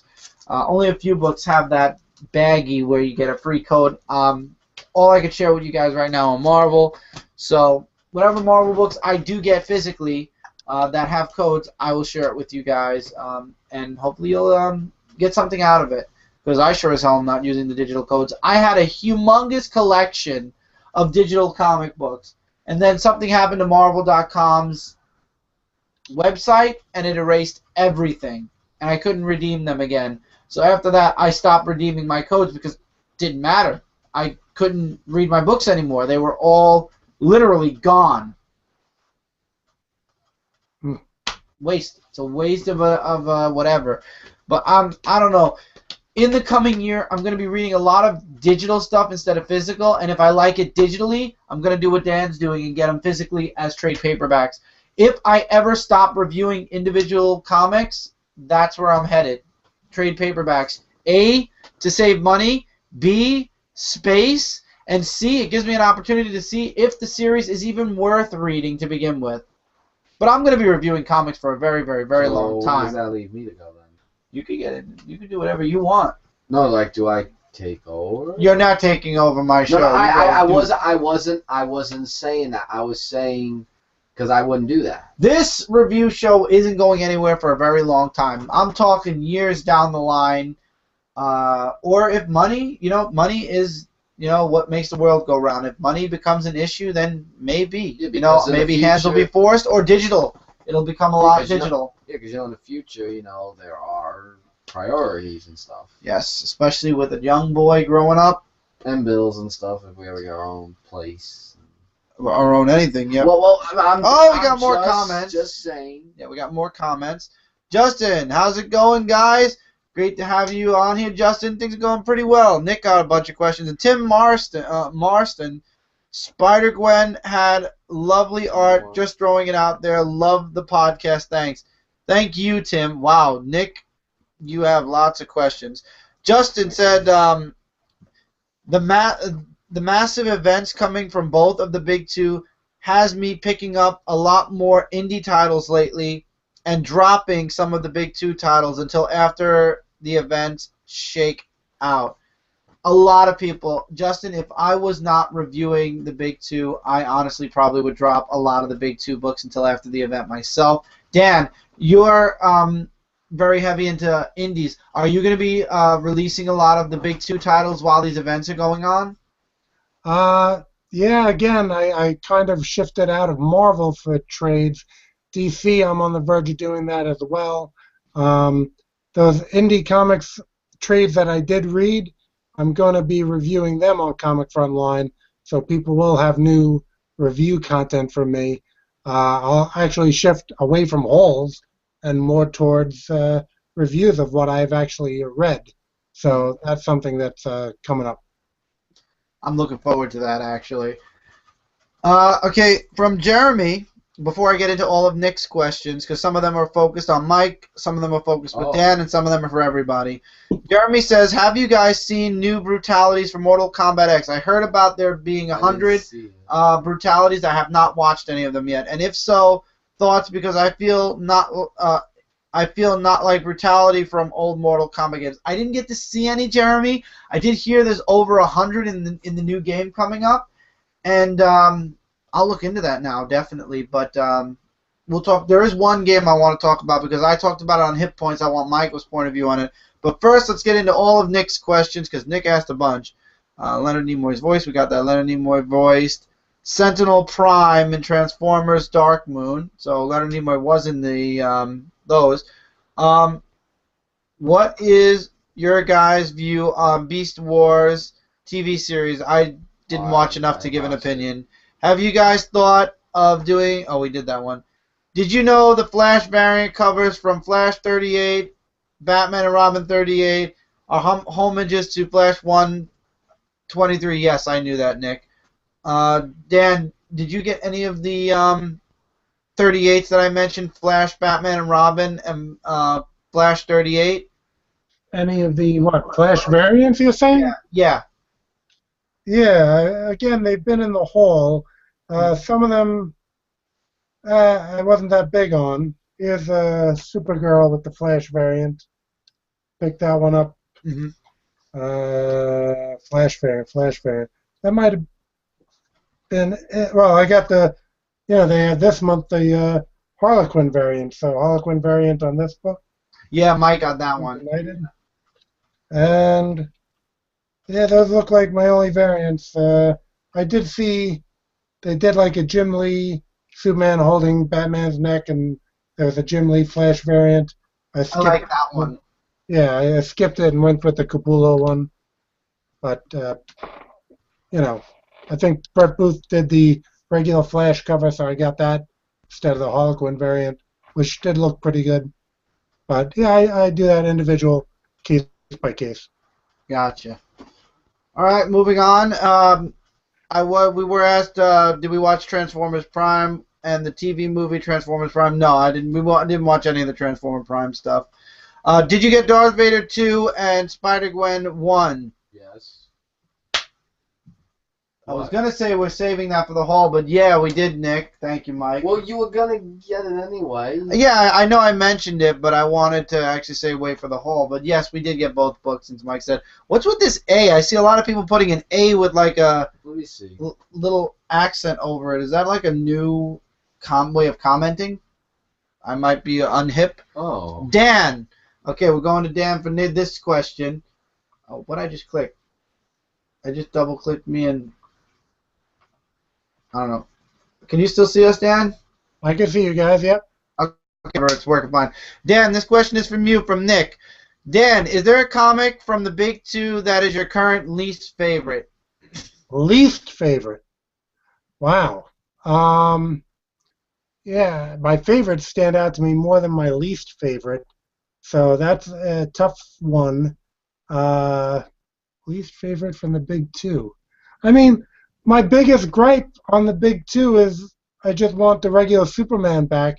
I can't say it's my least favorite because, if a good enough artist is on it, I'll buy an issue here and there. That's my biggest gripe with the those two. But I can't think of like you know, it's easy for me to just ignore a book that I have no interest in, since there are so many I do. Mm, So my least favorite probably doesn't stand out. gotcha. All right, now the next two are for you, Mike. First one is, did you read Green Arrow Volume 1, Hunter's Moon? Hunter's Moon. And if so, what did you think? I don't think you did. Was it the old DCU? Maybe. He also says, could Han Solo get an ongoing limited series? I would say a limited series would be cool. For you, are you hoping Green Arrow beats the living crap out of John King in Green Arrow number 40? Oh, do I ever. Have you guys seen Blade Runner? And if you did, and if so, did you know that Harrison Ford is coming back for Blade Runner 2? I never saw Blade Runner. Dan, did you see Blade Runner? No, actually, I just saw bits and pieces of it. I might have a DVD of it, but there's so many DVDs I have that I haven't watched. But no, I never saw the full thing. I just heard Harrison Ford. Like, that was something that jumped out to me. Mm-hmm. Let me see. I want to make sure there's nothing else before I move on, because Nick got lots of questions. I want to make sure I got them all. Yeah. Okay, so we're good with comments right now. We're going to start rounding out the show in a little bit, guys. It's only supposed to be about an hour this week. Again, Epic Rewind will start next month. As a matter of fact, Dan is going to be with us, of course, schedule willing. Schedule permitting, yeah. Yeah, schedule permitting for the next 4. Well, this is the 4th, so for the next 3 weeks. Next week is Dark Avenger Live again. The week after that's going to be another Dark Avenger Live, because It's a Podcast is becoming something else, which I will work on, depending on what happens after Convergence now.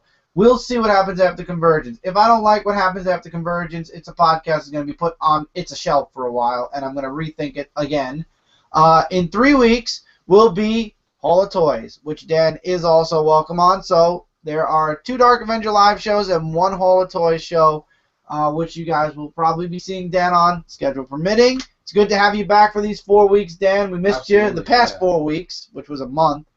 Always fun having you on and talking about Argo, about comics in general, and stuff like that. Yeah, one thing stood out to me, that you said that you'd like the event to be within the books.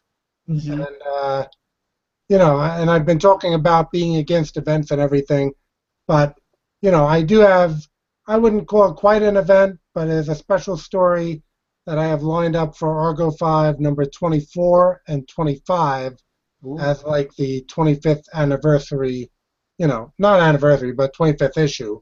So I think in that respect, I think they have their place as something special, just the way DC used to do the Crisis, where JSA and JLA would meet up, and it used to be something special. So I do think that there's room for doing something special.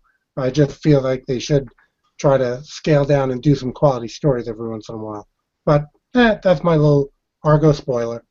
I'm looking forward to it now. Now you got me really. Is 25 going to be a double-sized issue, like because it's the 25th, or like a little extra size? Not double-size, I should say extra size. I think I'll just split it up into issue 24 and 25. You know, it is a continuing story.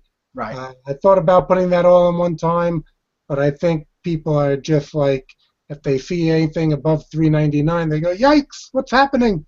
So you want to try to keep it at a normal pricing pace. Yeah, I mean, if I end up putting in, you know, I always have some tricks up my sleeve with some special pinups from some industry pros that I've gotten to know on the convention circuit. If I end up doing something like that, I'll still try to, if I can, keep it within the normal page count, keep it the normal price. I just know my earlier issues where I did include more pages, people were just kind of like, "Yikes, $4.99." So I brought it down to a page count where I could just eke out a $3.99 cover price. So I'll probably keep to that. Gotcha. Okay. One thing before we go, actually, it just hit me. Mike, could you go get what I left on the fireplace? One thing. Yeah. Oh. All right. Last night on Hit Points. Now, Dan, I'm sorry. I know that you're not very into games, so I apologize. But this is something I just wanted to bring up because I did mention this on Hit Points, and Mike wasn't available for it. So I wanted Mike to share his take on this particular game that we Uh-huh. played. So you guys know we did the 25. Oh, you'll actually have entertainment though, Dan. You're gonna laugh with a lot of this probably. So if you want to say anything, you're welcome to. Even if you've not played this game, which I'm sure you haven't, you're gonna love it anyway though. The commentary that we're gonna have for this. So 25 days of Gameist, we did that, and we had a lot of fun. We got 25 games for 25 days leading up to Christmas, and then we had the Christmas haul. So one of the 25 games was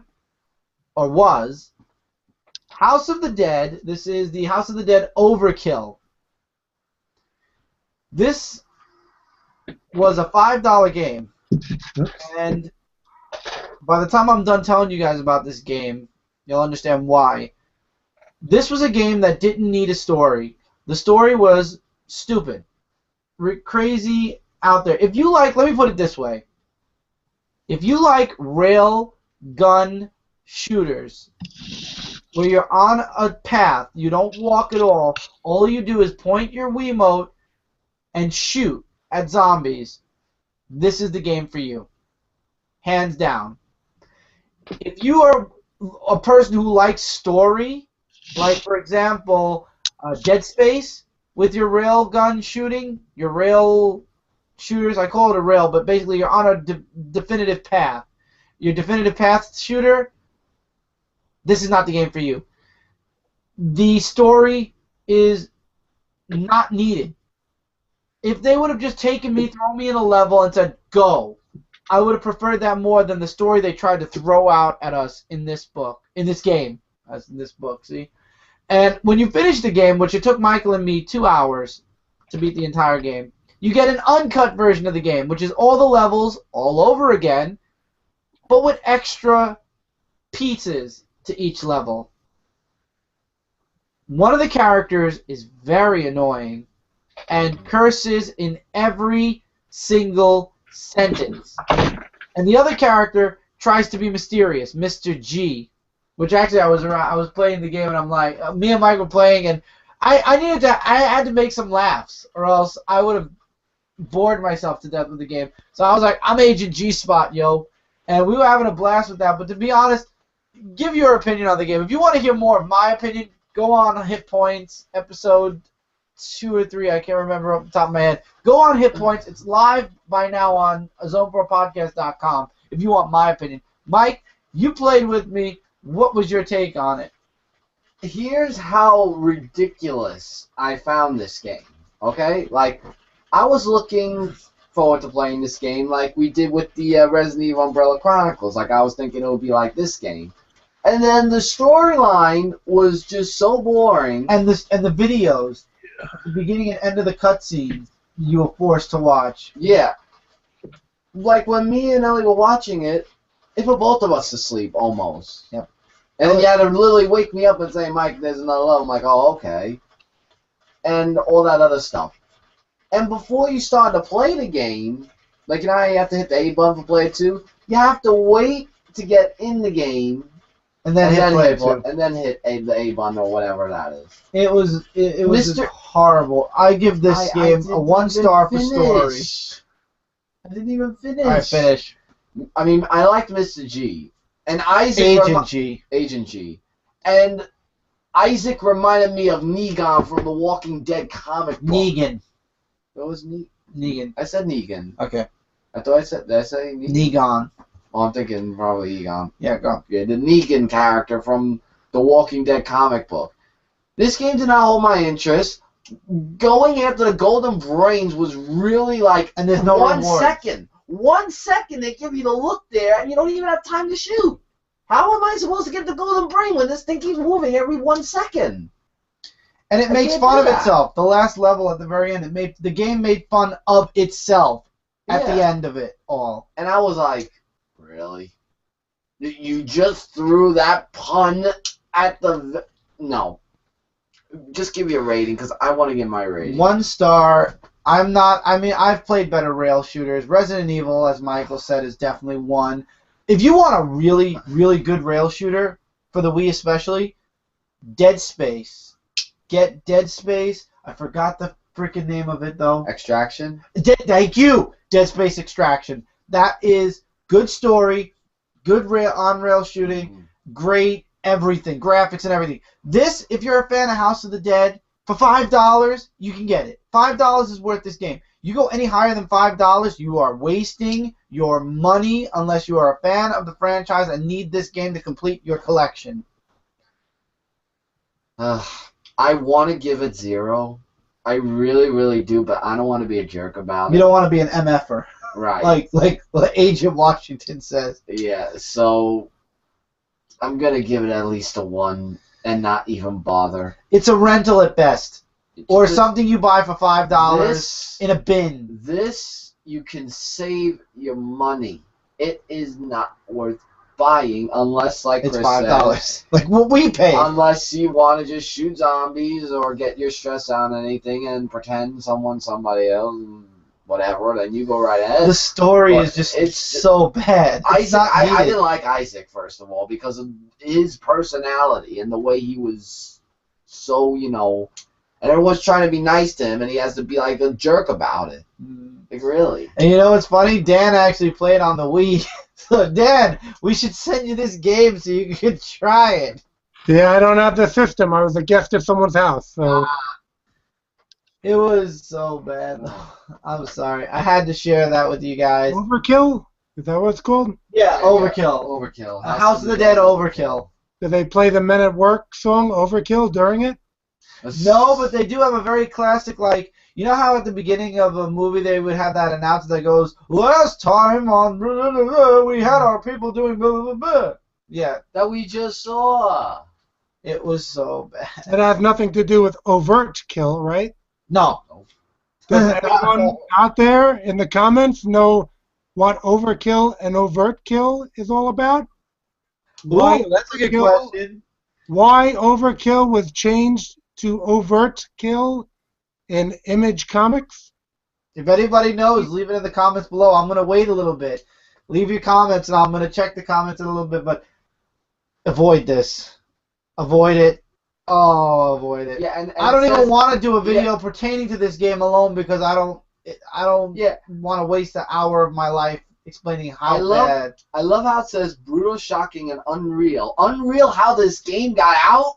That's what I want to say is unreal. And it's definitely brutal. There is a very dark, graphic, bloody, very bloody. Yeah, and cheer for the stripper that takes on evil and all that stuff. What stripper? There was no stripper. There was no stripper in the game. I mean, there was this woman that was in the game, but she was on a motorcycle. And she got her brain cut out in the end. Yeah, uncover the horrific truth behind. What, that the game sucks? Yeah.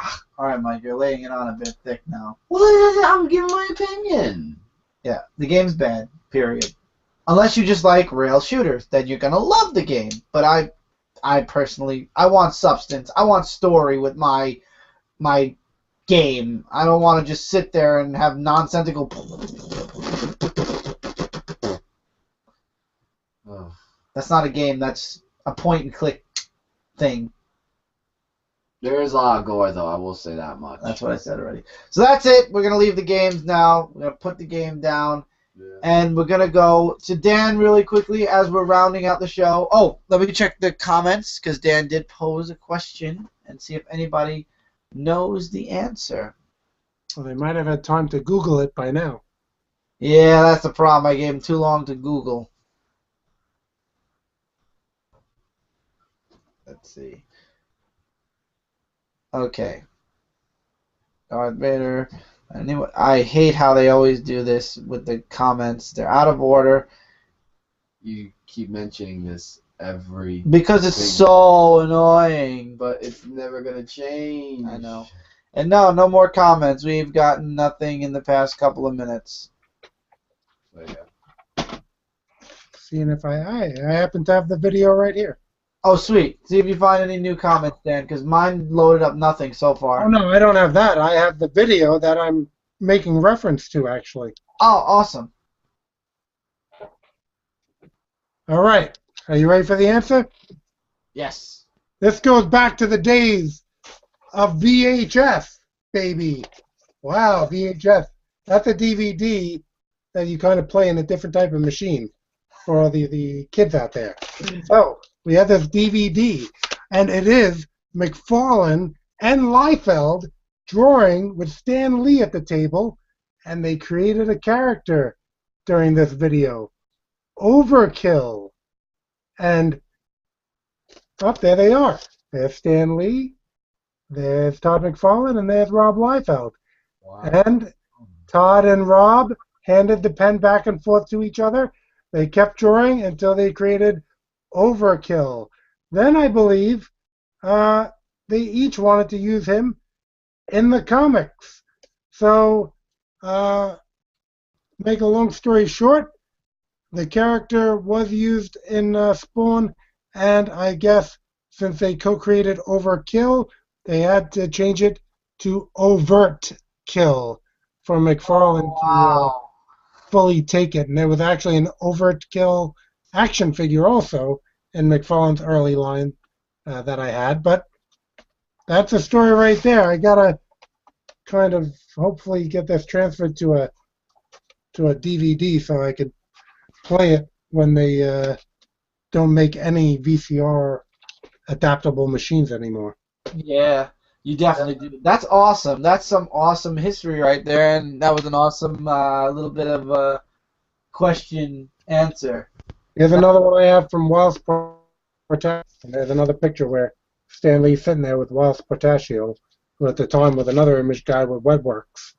So these videos, if you could find them out there, they're really entertaining stuff. Gotcha. All right, so we're going to round out now for the end of this show. So Dan, hopefully you'll be back with us next week for the next episode of Dark Avenger Live. And anything you'd like to talk about that's going to be coming, since you're going to be back next week most likely, anything you'd like to talk about that's coming up or going on with you for the next week? Yeah, no, as I said, we covered it that the next issue Argo File will be, and the bodybuilding comic will be March 24th. And yeah, no, I have lining up some conventions, but I could, get those dates straight in my head for the next show. Okay, awesome. So next show you'll have more definitive stuff for dates. So we'll cover that definitely next week. All right, for us, we applied this week. Myself, Michael, and Cindy applied for New York Comic Con Special Edition as press. We'll see what happens. I believe it's not in the Javits Center. It's at Pier 94, which is close to the Javits Center. I believe. I don't even know. I have to look up the address for Pier 94 if that's the truth. Map it. Thank you. I was at one of the piers for another comic convention in the past. I don't know if they ended up doing it there instead of Javits one year, but I did go to the piers in the South Street Seaport for a convention at one point or another. Yeah, I think that's where it is, actually. I think that's the pier that they're going to be using near South Street Seaport. Yeah. So we'll see. We'll see what they do there. But we did apply, so hopefully we'll get in. This week, right after this live show, since everything's quiet up here, I'll be doing the haul video. I'm working on a lot of projects. Some stuff will be revealed on Comic Frontline. Other stuff I'm being sworn to secrecy on until things get closer. One thing is a personal secret that I want to reveal once I feel it's ready enough to reveal. And, yeah, just lots of work. And, guys, please understand just one more week. If I'm behind on the reviews of the videos on this channel, if I'm behind on work on Comic Frontline, this coming week is the last week for my overwork schedule, my subbing schedule, where I'm working from early morning till early evening.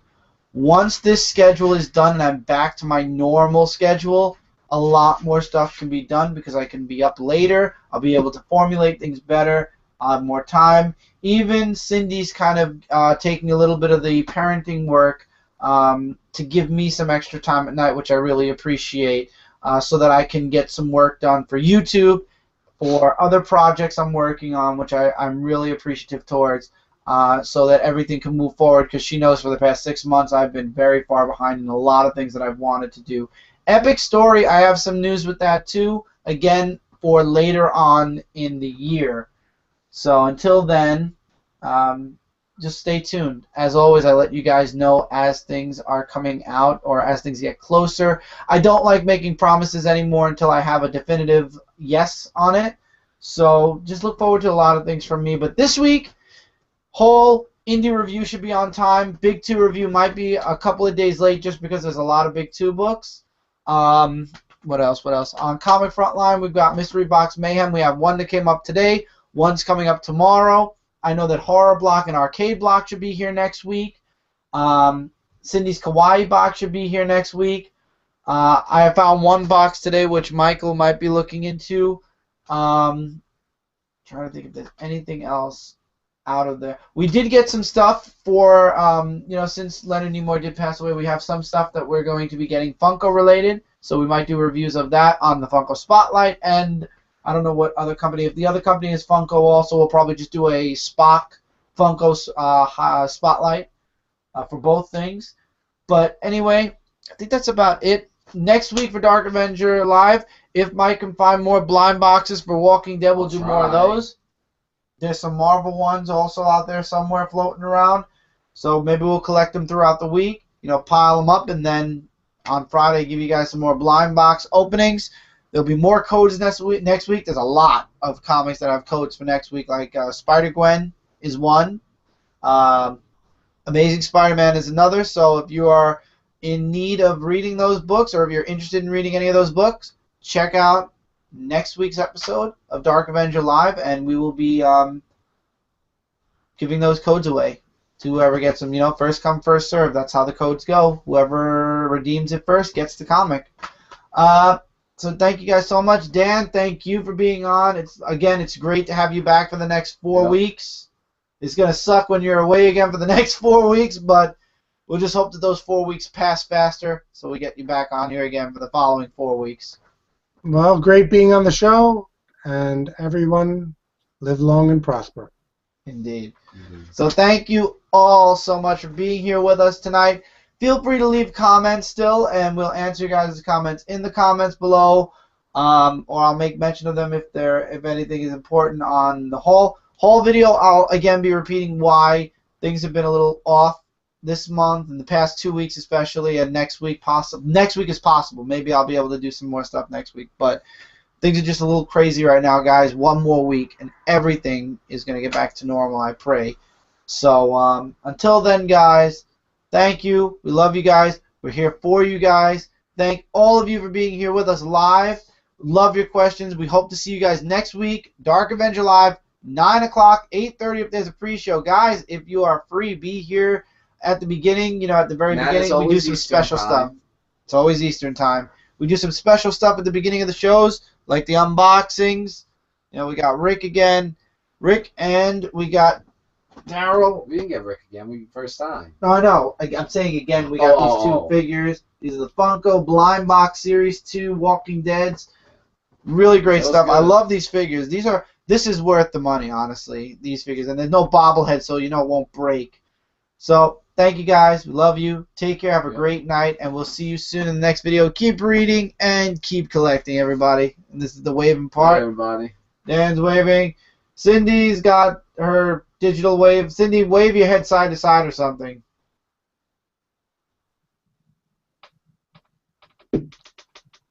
Can you wave your head? No, I mean, like that. Wave your head side to side. Yeah, there you go. There's her digital wave. Goodbye. Take care, everybody, and we'll see you next week. See you next week.